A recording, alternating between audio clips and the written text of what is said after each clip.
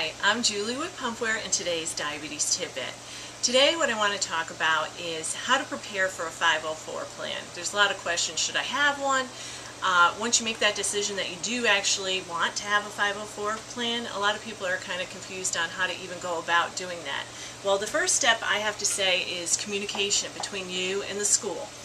So what you would like to do is, send them an email or put a letter in writing requesting that you would like to have a 504 plan meeting for your child and state, what the medical necessity is, such as, my child has type 1 diabetes. I would like to arrange a meeting with you and your staff for a 504 plan.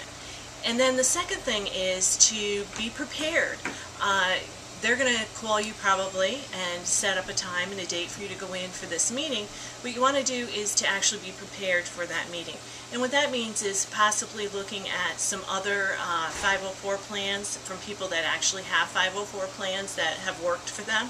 Also, making a list of the actual necessities that you need or would like to see your child have while they're in school, so that when you go in you can actually have your 504 plan kind of mapped out and they have an idea of the things that you're going to be looking for to have in this 504 plan.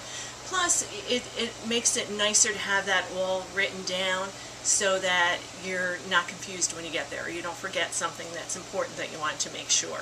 And then the third thing is to don't be afraid to bring somebody with you, such as a diabetes educator, another mom who has a child with type 1 diabetes that could be helpful to you.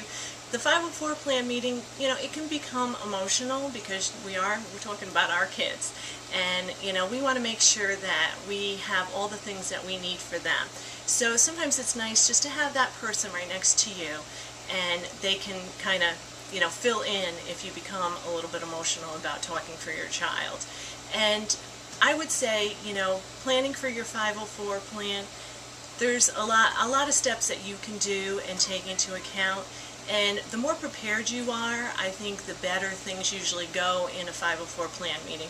Usually with us, like I've shown you, I've had my 504 plan, I had it all typed out, everything that I thought that we would like to have for Nikki and for the boys, and we just went through it step by step, just verifying that they could accommodate what we needed. So it made the meeting so much nicer, and a big part of all this has been communication. I can't say that enough. So that's today's Diabetes Tidbit. Just be prepared and communicate with your school. And this is Julie from Pumpware.